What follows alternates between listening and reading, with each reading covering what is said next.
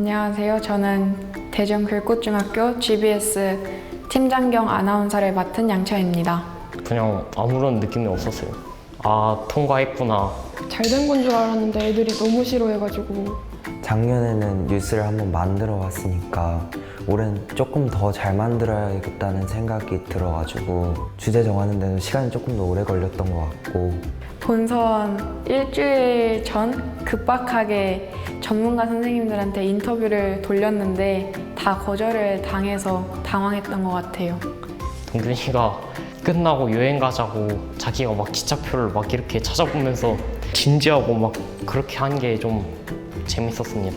옷을 팔 수 있는 그런 내용이 있었는데 그걸 직접 해보자면서 회의 도중에 아이패드 들고 와서 했거든요. 6잼을 벌었어요. 저번에 여기 와가지고 회의하려고 왔는데 동균이가 이제 우영우 성대모사를 하는 그 장면이 너무 기억에 남네요. 방학을 뺏어가지고 조금 나빴다는 생각이 들어요. 여름방학 동안 많이 놀지도 못하고 뉴스 때문에 고생했고 본선 열심히 하자. 준비하느라 수고했고 끝나고 쉽시다. 이번에 저희가 만든 뉴스는 메타버스 속에서 일어나는 범죄 관련 뉴스랑, 그리고 두 번째 기자 브리핑에서는 청소년들이 받는 메타버스 교육에 좀 부족한 부분을 어떻게 보완하면 좋겠다, 이런 내용의 뉴스를 만들었던 것 같아요. 주제가 메타버스 속 범죄랑 교육이잖아요. 검색해보니까 요즘 산업 중에 뜨고 있는 게 메타버스가 있으니까 거기에 대해서 조금 조사해보면 어떨까 했는데 알고 있는 내용들이 많은 거예요. 그래서 조금 다른 시선에서 생각해보면 어떨까, 청유경이니까. 그래서 저희가 만든 뉴스를 너무 성적 순위로만 생각하지 마시고 청소년들이 열심히 뉴스를 만들었다는 거에 좋은 평가를 해주셨으면 좋겠습니다. 이끌어주셔서 너무 감사드리고 청유경이 끝난 뒤에 찾아뵙겠습니다. 그런 말을 하면 되게 안 좋아요. 선생님들 화이팅! 청소년 뉴스 경진대회, 뉴스를 만드느라 힘들었지만 경진대회에서 좋은 성적을 나왔으면 좋겠습니다. 글꽃중학교 GBS 팀 화이팅! 글꽃중학교 GBS 화이팅! 글꽃중 GBS 화이팅! 글꽃중학교 화이팅! 글꽃중학교 GBS 팀 화이팅!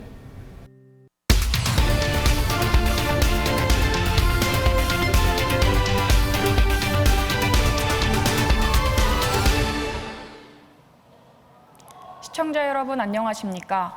GBS 뉴스 양채원입니다. 요즘 메타버스라는 말 많이 들어보셨죠? 가상세계와 현실세계의 합성어로 아바타를 통해 사회적, 경제적, 문화적 활동을 할 수 있는 온라인 속 공간을 뜻하는데요.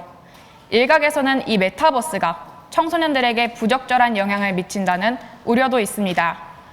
아직 제대로 된 규제나 법률이 부족하다는 의견인데요. 신은정 기자가 보도합니다.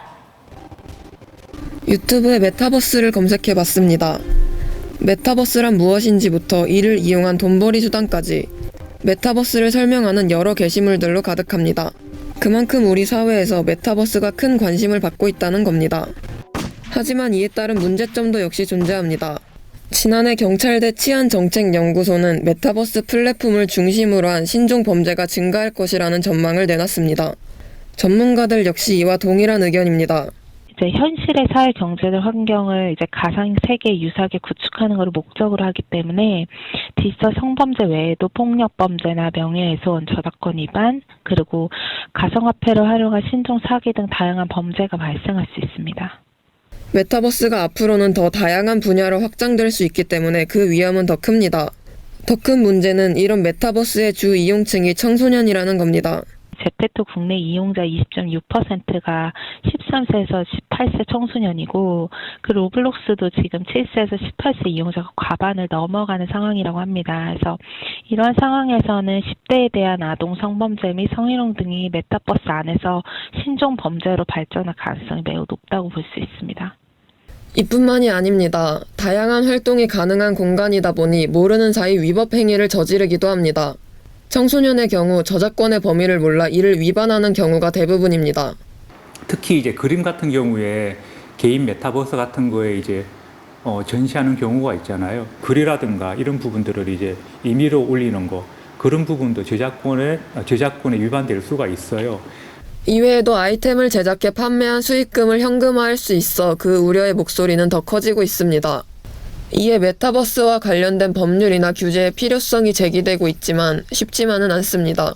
메타버스 내에서 일어날 수 있는 문제들은요, 되게 다양해요.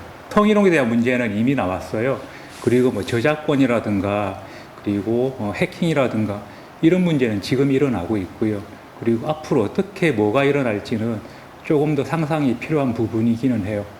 현행법 내에서 처벌이 가능한 경우도 있지만 앞으로 일어날 신종 범죄의 경우 예상할 수 없어 관련 법률을 제정하기가 어렵다는 겁니다. 다양한 기술의 접목으로 현실화가 극대화될 것이라는 미래의 메타버스. 사회의 축소판이라는 메타버스가 안전하게 자리 잡기 위해서는 법률이나 규제를 넘어선 현실적인 대안이 필요해 보입니다. GBS 신은정입니다. 네, 메타버스가 신산업이다 보니 규제와 법률의 제정이 어렵다고 합니다. 그렇다면 청소년들에게 무엇이 필요한 걸까요? 일부에서는 교육을 그 대안으로 제시했는데요. 과연 메타버스 관련 교육은 제대로 이루어지고 있을까요? 기자브리핑 홍동균 기자입니다. 지난 5월 인수위원회가 110대 국정과제를 발표했는데요. 그중 9개가 메타버스와 관련되어 있습니다. 대표적으로 27번, 59번과 같은 미디어 관련 분야부터 11번, 77번, 81번과 같이 다양한 분야에 걸쳐 메타버스가 접목되어 있는 것을 볼 수 있습니다. 새 정부가 메타버스에 큰 기대를 걸고 있다는 것을 알 수 있습니다.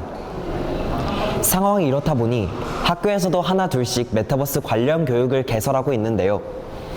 일반적으로 메타버스와 같은 디지털 미디어 플랫폼의 교육 과정은 보통 두 가지, 인재 양성을 위한 기술 위주의 교육과 이런 기술을 활용하는 데 필요한 역량 위주의 교육입니다. 문제는 이 교육들이 기술에만 중점을 두고 있다는 겁니다.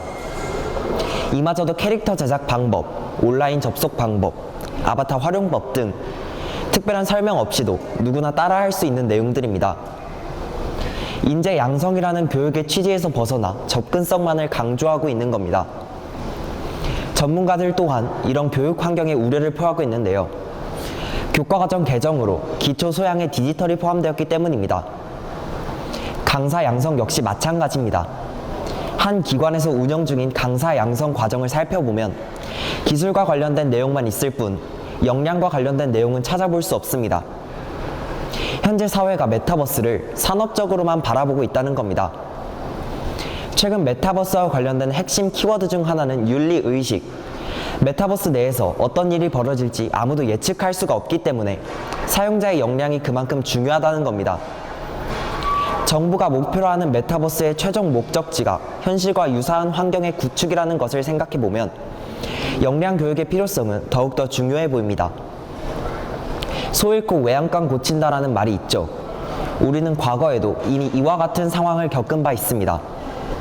인터넷의 발달과 함께 무분별하게 생산된 허위 정보로 인해 뒤늦게 미디어 리터러시라는 교육적 예방책을 내놨죠. 메타버스 또한 이전과 같은 양상을 띠며 빠르게 발전하고 있는데요.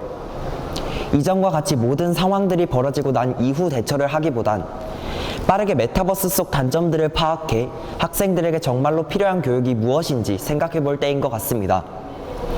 지금까지 기자브리핑 홍동균이었습니다. 메타버스의 주 연령층은 청소년입니다.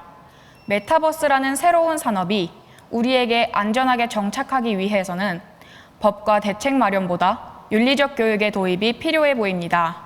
지금까지 GBS 뉴스였습니다. 시청해주신 여러분 고맙습니다. 네, 굴곡중학교 수고했습니다. 아나운서 이제 안으로 들어와 주시고요. 다음 삼천중학교 준비 들어갈게요.